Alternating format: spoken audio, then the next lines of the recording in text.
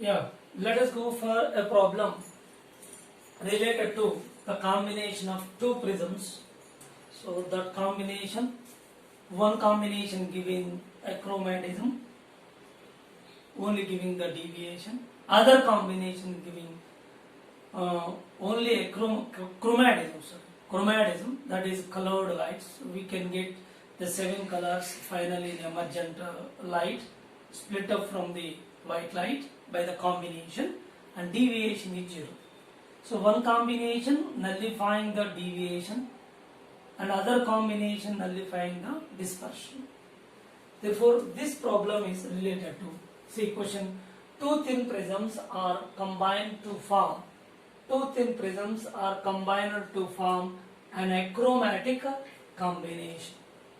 So achromatic in the sense no chromatism, means no colors coming out of it, out of the combination, means no angular dispersion, no dispersion takes place, it only giving the deviation condition. So it is the deviation without a dispersion condition. Okay, and for first prism, angle of prism is given, and first prism in the sense crown glass prism, it is a crown glass, say A is equal to 4 degree, mu for red color, mu for violet, mu for yellow, mu for violet, all the values given. And for the second prism, which are connecting in reverse to the first one, that is mu r dash is mu y dash and mu violet dash, that is 1 point. So keep in your mind, mu dash is nothing but mu violet is nothing but mu dash. Here mu yellow dash is nothing but mu dash. Here mu yellow is nothing but mu. Or mean color refractive index is represented by mu yellow or simply mu. Here mu y dash simply mu dash. Okay, right, all are given, but here for second prism, angular prism was not mentioned. A dash is how much? Question is find A dash in the sense angular prism for the second prism which is connecting in reverse, and second one is net deviation, net mean deviation suffered by the light. So go for first problem, condition for achromatism. Achromatism, total angular dispersion is 0. Yes, put 0, and formula this one, simplifying and substituting the values. Mu v, mu r, mu v dash, mu r dash. Mu v, mu r, mu v dash, mu r dash, and A given. All are substituted. Simplified that angle of the prism for second prism is that A dash equal 1.4 degree. It's over. So for the first question answer is over. That is giving how much? 1.4 degree is the angle of prism for second one. And second question is net mean deviation. Yes, total deviation equal to mu minus 1 into A plus mu dash minus 1 into A dash. Yes, 1.4. Mu is, see here, 1.4 minus 1 into 4 degree for the first prism. And second one is mu dash equal to 1.8 minus 1 into, so this is actually negative value, that is negative value. Negative in the sense it is reversing opposite in direction, that is minus 1.4. By simplifying this you will get 0.48 you are getting 0.48. So one is angle of prism for the second prism is giving 1.4, and this is 0.48 is the total deviation, or that is known as net mean deviation suffered by the combination. Now let us go for the second problem. So there are two prisms given. One is made of crown glass and other is made of flint glass. Okay. If this combination is giving dispersion without deviation, means the combination is nullifying the total deviation, only giving the dispersion, then find number 1 angle of prism of flint glass prism and the total angular dispersion. Okay, these are the two questions asked. right? So here when we go for deviation is nullified and giving the total angular dispersion. So solution for first one, solution for first one. So first one is giving what? So here deviation is nullified, therefore total deviation is equal to 0. Therefore 0 equal to mu minus 1 into a plus mu dash minus 1 into a dash. So here this combination giving dispersion without deviation. Deviation is 0. Therefore from this total deviation 0. So a dash equal to minus of mu minus 1 by mu dash minus 1 into a. Therefore a dash equal to minus mu is here mu 1.517 minus 1 by, so mu dash 620 minus 1 into angle of prism is 5 degree here. So you will get a dash equal to minus of 0.517 by 0.620 into 5. Okay, right? Next one is minus here total deviation is 0, then substituting you are getting a dash equal to, see here it is a negative value, so mu is this one, mu 1.517 minus 1 by mu dash is 1.620 minus 1, and by simplifying you will get minus 4.2 degree is the angle of prism of second prism, that is the flint glass prism. Its angle of prism is giving minus 4.2. Okay, right here minus in the sense it is the reverse, actually inverted. Right here the total angular dispersion is calculated. Second question, that is mu v minus mu r into a plus mu v dash minus mu r dash into a dash. By substituting all the values which are given listed for crown and flint glasses, all the values are substituted over here. So here minus 4.2, actually plus is there, minus 4.2, here minus comes, and by simplifying these two, and you will get finally minus 0.035 degree. But here negative sign is a reverse, but of course it is inverted. Already given that here total angular dispersion, if it is coming negative value, that is a reversed inverted spectrum, that is red to violet. So instead of red to violet, first prism red to violet given, and final is giving violet to red, that is a reverse. Therefore magnitude of angular dispersion is, its magnitude is taken as magnitude mod, that is taken as 0.035 degree. That's enough. Okay, right.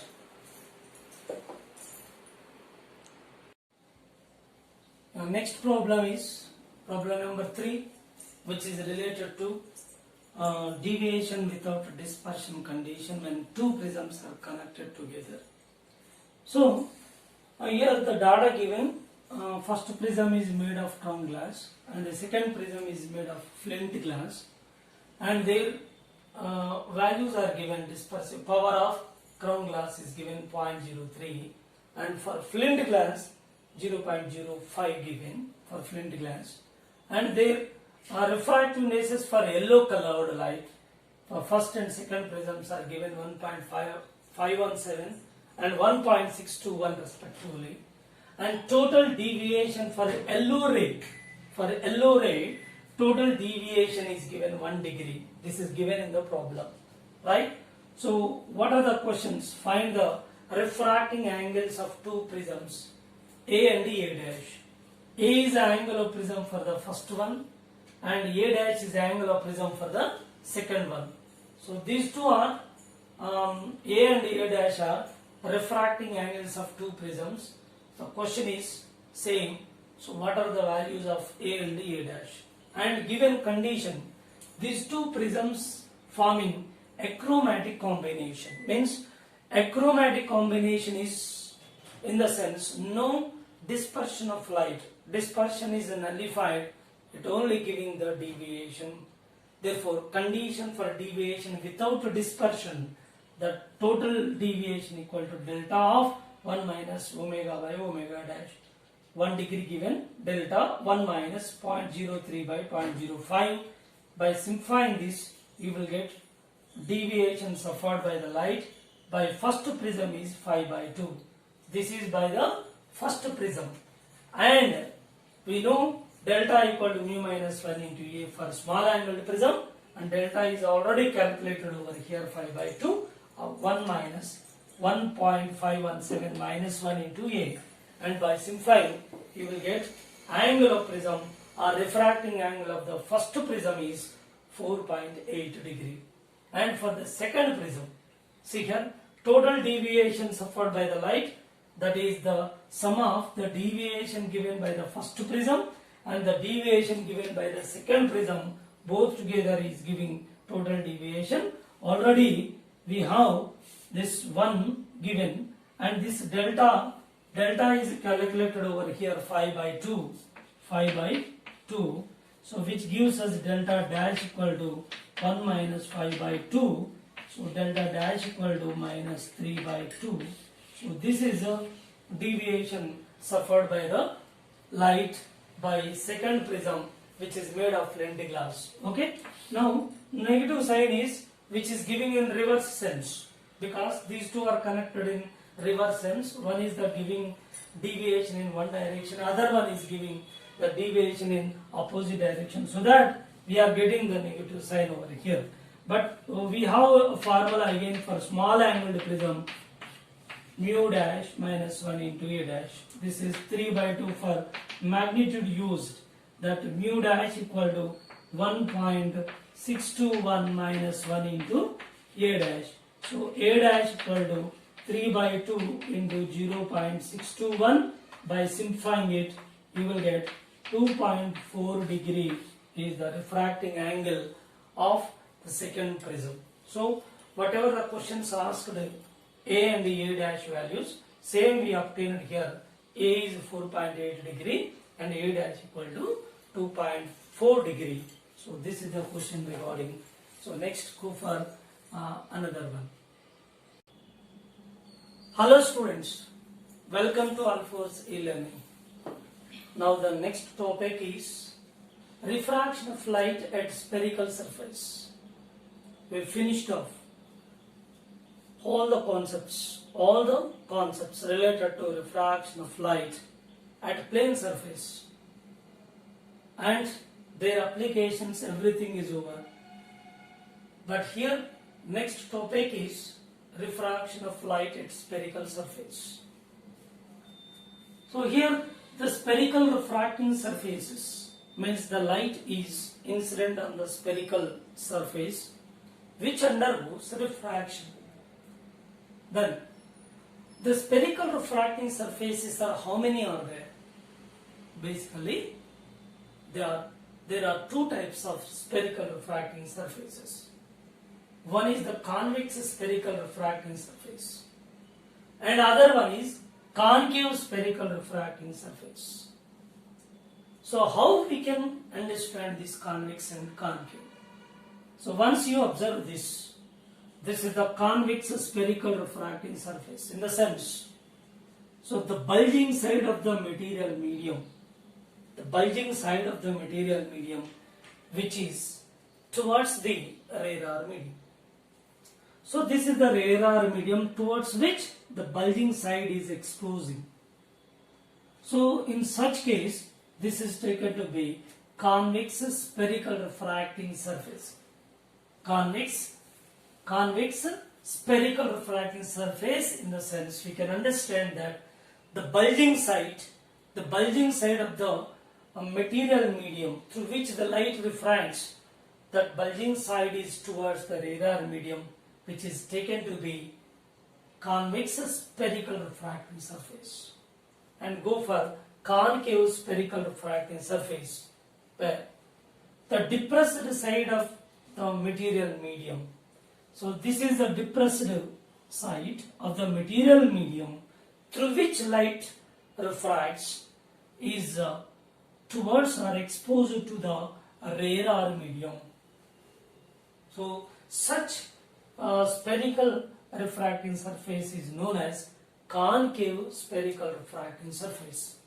Concave spherical refracting surface means the reference we are taking that rarer medium and bulging side of the material medium towards the rarer, convex, and depressed side of the material medium, that is denser medium, towards rarer, that is taken to be concave spherical refracting surface. Okay, so in this way we can take two types of spherical refracting surfaces. This is one refracting surface, that is convex, and this is another one is concave. Here one more point, whenever the object is keeping any of the medium, so this is the rarer medium, this is the denser medium. Okay, when object is keeping in rarer medium, then the refraction takes place into denser. And similarly, whenever the object is suppose keeping in denser medium, and refraction takes place into rarer medium. And a similar manner here also, in concave spherical refracting surface, if object is keeping in rarer medium, then refraction takes place into denser.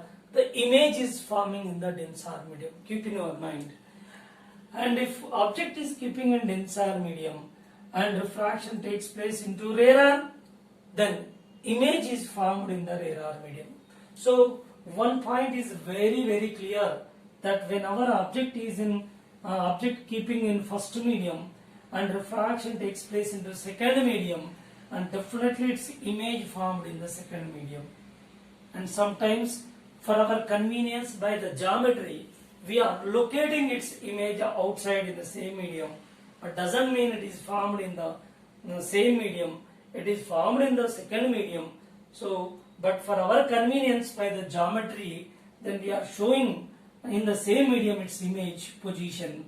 But don't think of that. The image object is keeping in the first medium. Image is also formed in the first medium. So there is no meaning at all, no use of this refracting surface.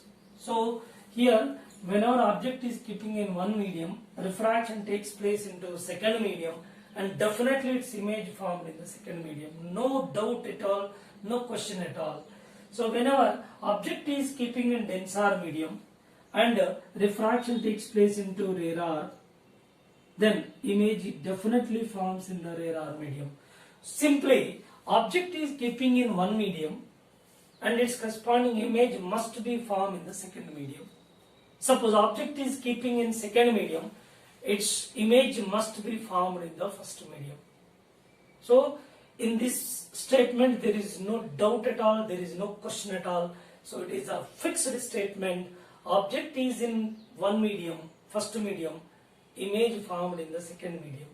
When object is keeping in second medium, its image must be formed in first medium.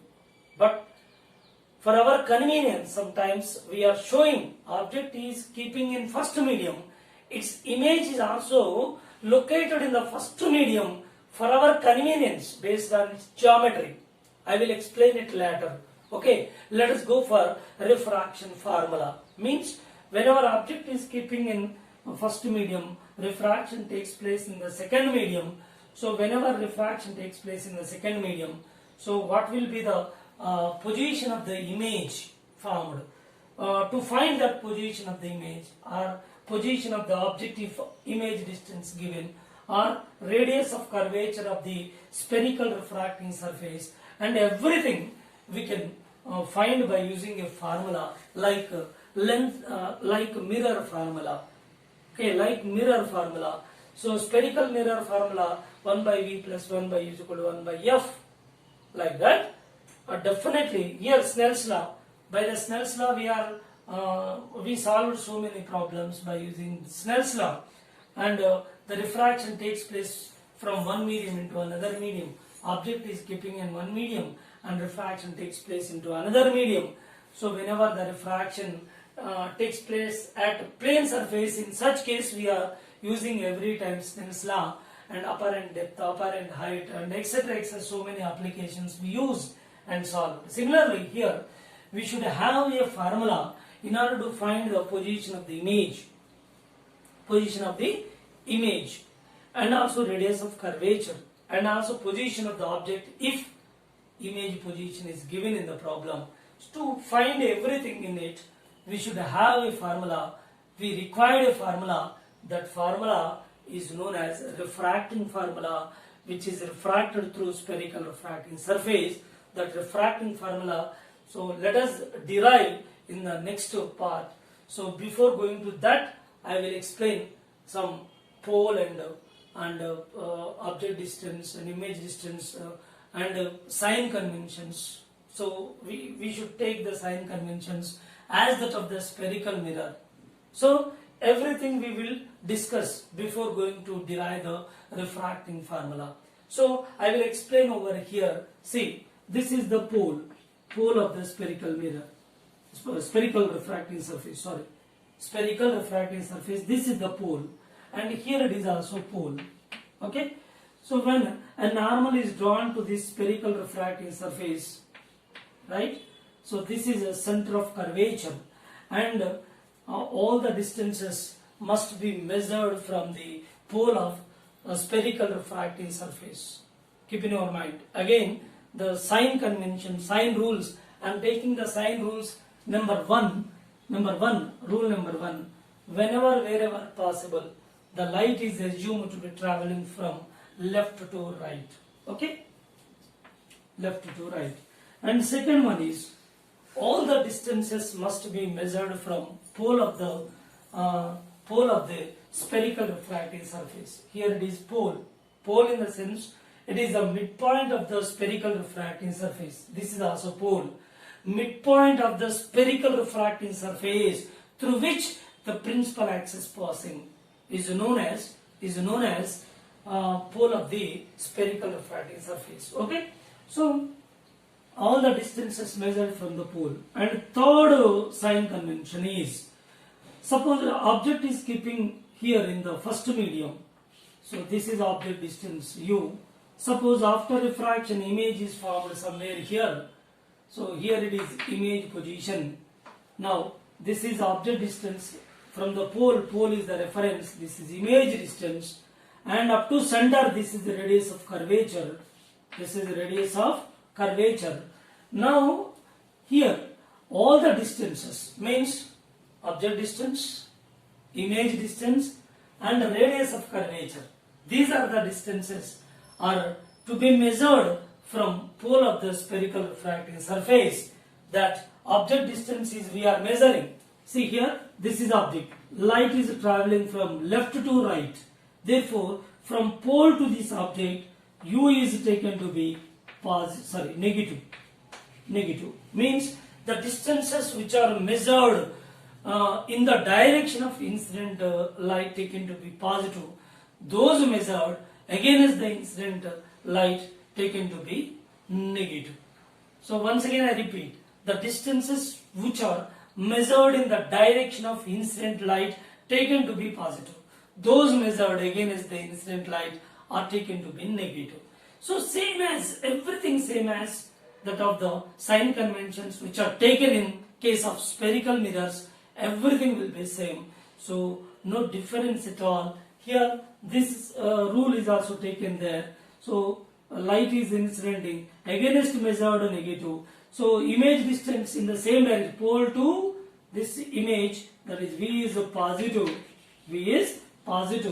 and radius of curvature pole to center, that is in the direction of incident ray, R is also positive. So this is the way. Then fourth rule, the heights of object above the principal axis means, suppose object is keeping here, this is the height of the object h0. If its corresponding image is formed, this is a hi, suppose. Now height above the principal axis taken to be positive, h0, positive, and below which taken to be negative, Hi is taken to be negative. See here, all the sign conventions which were discussed in case of spherical mirrors and everything as it is, we can take the sign conventions in case of spherical refracting surface, and these are the four sign conventions by which we are using the signs for object distance, image distance, radius of curvature, and height of the object and height of the image. Everything all are same. Okay. Now let us go for derivation of refracting formula. Let us derive the refraction formula whenever the light is refracting through either by convex spherical refracting surface or through concave spherical refracting surface. It doesn't matter. So for our convenience, we are taking the convex spherical refracting surface. So this is convex spherical refracting surface, and its radius of curvature. See here, its radius of curvature is R. The normal is drawn to this curved surface, and bulging side is towards the radar medium. This is radar medium. Its refractive index is mu1, and it is denser medium, material medium. So its refractive index mu2. It is a denser medium. It is denser medium. It is a radar medium. It is radar medium. Okay. Now, object is keeping in radar medium, whose refractive index is mu1, and the light is starts from this object and traveling along the principal axis, one ray, and another ray which is incidenting somewhere on the spherical refracting surface. We consider two rays to make the geometric representation, and by the geometry to locate the position of image. One is along the principal axis, another one is incident, one more ray somewhere on the spherical refracting surface, say A, and it is incident, undergoes refraction, and its final image, this ray that is traveling along the principal axis, and another ray after refraction. These two are meeting somewhere here. That is giving the image inside the denser medium. So here this is object distance. Object is measured. Object distance and radius of curvature and image distance all are measured from the pole. So already we discussed this. This is object distance U, and this is image distance V, image formed here. Okay, now the light is incident, normal is drawn, this is angle of incidence I. Say here angle is alpha. Angle made by the incident ray with the principal axis is alpha. So refracted ray making an angle beta with the principal axis, and also normal is drawn, so that is making an angle gamma with the principal axis. This is alpha, and this is beta, and this is gamma. This is angle of incidence, and this is angle of refraction. And clearly their angles are mentioned, and the mediums, radar medium and denser medium, their refractive indices are mentioned. This is mu1 and that is mu2. Okay. Now listen carefully. It's very important. So how we are going to derive this formula, refraction formula, just like mirror formula or lens formula, or by the Snell's law, the magnification formula, or Snell's law, that is sin A by sin R equal to mu. Like that, for every concept there should be a fundamental formula. Now we are also deriving the formula for refraction when it is refracted at a spherical refracting surface, but here we consider convex spherical refracting surface. So for our convenience we consider, or we selected the convex spherical refracting surface. Object is keeping in radar medium, and refraction takes place into denser. So again I repeating the same statement. Once object is taking in one medium, refraction takes place into another medium. Definitely image formed in the second medium, no doubt. So here, as I said, whatever I given the statement, the same I stick on to it, and also practically we observe by the geometrical representation, and its image is located inside the second medium. Object is keeping in first medium. Okay, clear? So all angles, this is alpha, this is beta, this is gamma, this is angle of incidence, this is angle of refraction. Okay, now go for the conditions, everything. See here, a normal is drawn from here. This is say M, capital M. See here, at any cost, when we consider OP or PO, this distance, object distance. So OP is equal to OM because M is very close to P. Therefore, so instead of OP we can take OM, or OM is nothing but OP. Okay, so clear. OP or PO is equal to MO. PO is equal to MO. Means it is very closer to P. That equal to object distance. Clearly mentioned over here. Right? And second one is PI is nothing but MI because it is very closer. Either you consider PI or MI, both are same. PI is equal to MI, that is image distance V. And the next one is PC or MC. PC, MC, both are same, that is the radius of curvature. So these 3 points are very, very important. Now go for next point here. From triangle OAM,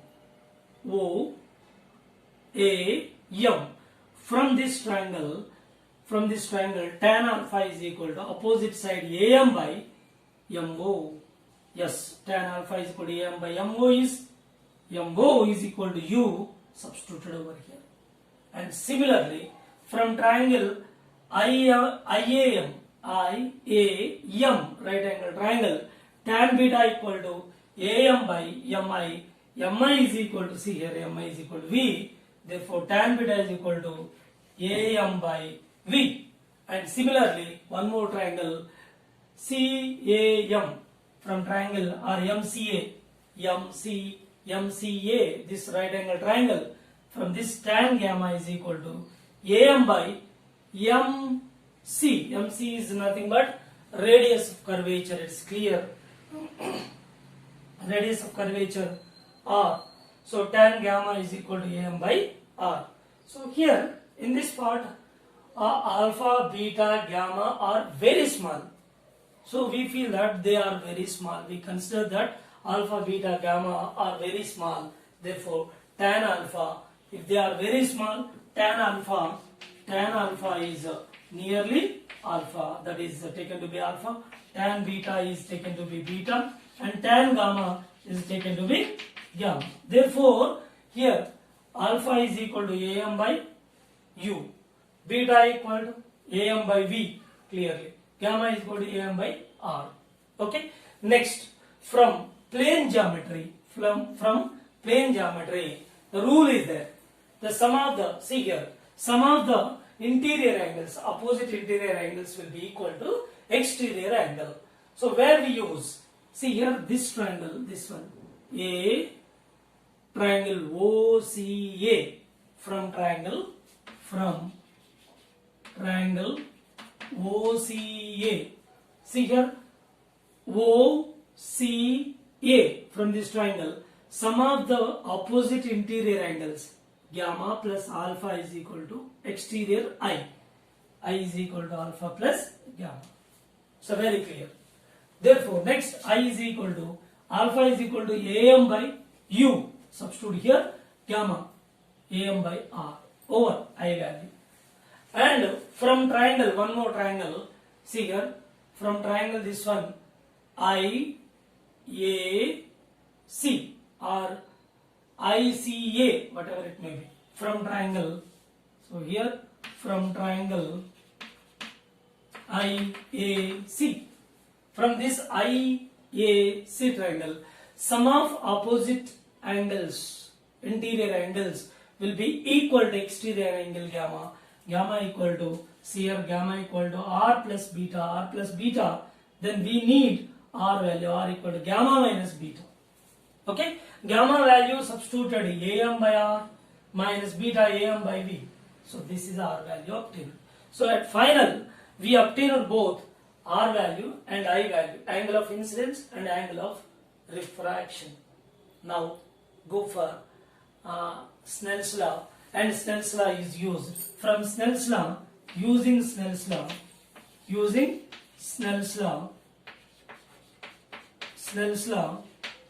at spherical interface.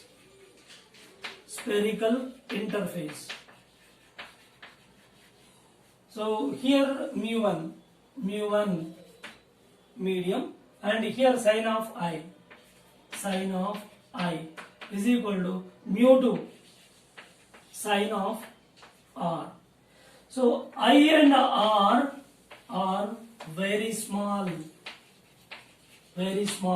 Therefore, sin I, sin R, sin I is equal to I, sin R is equal to R.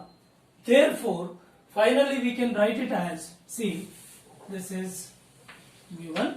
Right, finally we can write this mu1 into I is equal to mu2 into R. This is the formula. This formula is, see, simply this is, say, equation 1. This is equation 1, and this is equation 2, and this is equation 3. From equations 1, 2, 3, just substitute these values in this equation and simplify. Then mu1 I is am is taking common 1 by u minus 1 by u plus 1 by r, that equal to mu2 into r value is am is taking common, okay, 1 by r minus 1 by v. Okay, am gets cancelled, and simplify this, you will get answers. So let us go for simplification. This is simply mu1 by u plus mu1 by r is equal to mu2 by r and minus mu2 by v. Okay, rearrange the terms. So r values taking on one side, and so u and v taking another side, same side, that is take this side, mu2 by v plus mu1 by u is equal to mu2 minus mu1 by r. From this, again, we use the sign conventions. Sign conventions are, see, very clear sign conventions. So here u is taking that sign convention. When we use sign convention, u is against the incident negative value, v is positive, and r is positive. Therefore put here, so mu2 by v minus, here u is minus negative, mu1 by u is equal to mu2 minus mu1 by r. This is the final refraction formula including sign convention. We included sign convention in it, and here it's very important point, as we made a big discussion over equation of spherical mirror 1 by v plus 1 by u is equal to 1 by f, and also magnification formula for spherical mirror m is equal to minus v by u. There the formula is not concerned to the concave mirror alone, and the formula is not concerned to convex mirror alone. There, for spherical mirror we derived, already we discussed that for our convenience, we consider that the mirror formula is derived by taking concave spherical mirror, and also magnification formula is also derived for taking concave spherical mirror, but for our convenience we use it. But it doesn't mean those formulas are not limited to concave spherical mirror alone. It is for both, and similar manner here the refraction formula is derived. This refraction formula is not for convex spherical refracting surface alone. It is not the convex spherical mirror alone. It is also applicable for concave spherical mirror, concave spherical refracting surface whenever object is keeping in rare or medium, refraction takes place into denser. So here we consider convex spherical refracting surface for our convenience to derive the formula. But we consider concave spherical refracting surface, object is keeping in rare or medium, refraction takes place in denser medium, giving the image in the denser medium. In such case also we can derive the formula. We are getting the same formula, no difference at all. Whether you consider convex spherical refracting surface or concave spherical refracting surface, you will obtain the same formula when object is keeping in first medium, rare or medium, refraction takes place into denser medium. So you should keep in your mind, it's very important. So here it is not, this formula is not limited to convex, not limited to concave. This formula is for spherical refracting surface. Spherical refracting surface. It is not for convex, not for concave. So that again we are using the sign convention while solving the problem. So this reason already explained there in case of spherical mirrors. Okay? So same reason we apply over here. This is the spherical refracting formula for either convex or concave. It is common when object is keeping in rare or medium. Okay?